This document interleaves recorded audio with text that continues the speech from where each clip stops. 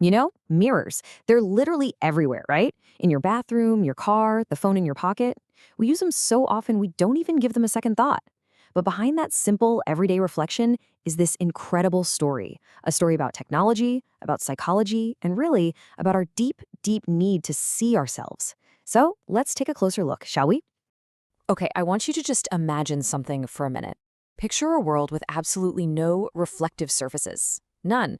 No shiny metal, no glass, not even a still puddle of water. In a world like that, your own face would be a total mystery. And the wild thing is, for most of human history, that was pretty much the reality. So before we started making our own mirrors, what do we have? How did people see themselves? Well, for a long, long time, the answer was found in what you might call nature's blurry mirror.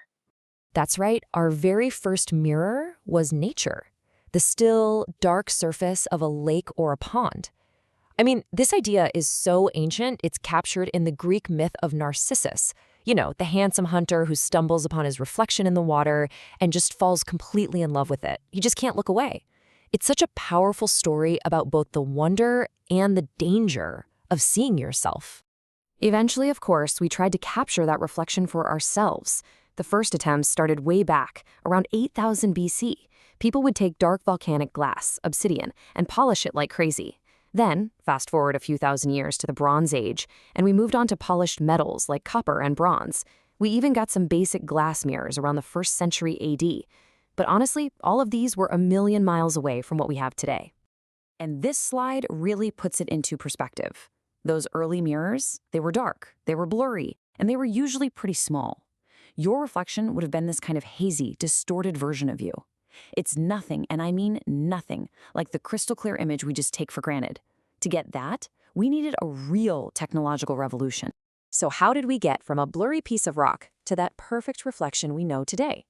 Well, that brings us to the surprisingly simple but brilliant science behind the modern mirror. I like to call it the crystal clear sandwich. Okay, so how do you actually do it? How do you take a totally see-through pane of glass and turn it into something that reflects your image almost perfectly? The secret is in that crystal clear sandwich.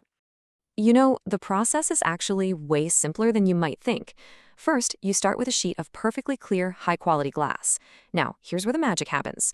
A super, super thin layer of a reflective metal, usually silver or aluminum, is applied to the back of the glass. So light passes through the glass, hits that shiny metal layer, and bounces right back at you. That final layer of dark paint on the back, that's just there to protect that delicate metal coating from getting scratched. That's it, a simple but incredibly effective 3-layer sandwich. But the story doesn't stop with the technology, not even close, because once we could finally see ourselves clearly, it fundamentally changed who we are. This is where things get really interesting.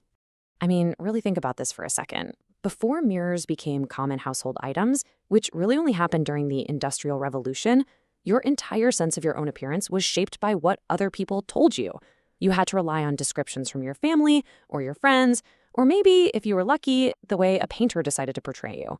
The ability to see yourself whenever you wanted, well, that was a radical, game-changing new reality.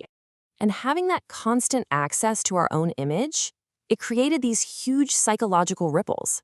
It sparked this new, intense focus on the individual self.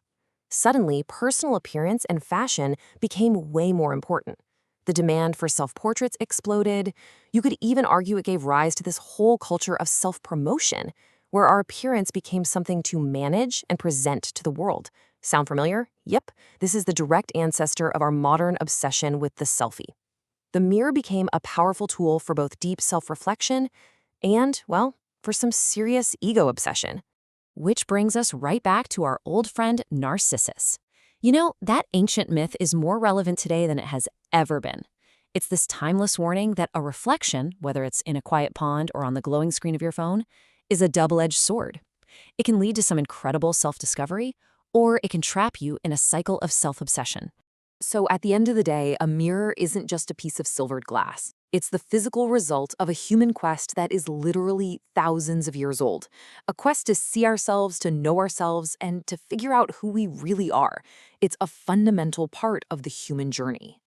So the next time you glance at your reflection, maybe tomorrow morning or even later today, just pause for a second and ask yourself this. Beyond your hair, your face, the clothes you're wearing, What are you really seeing?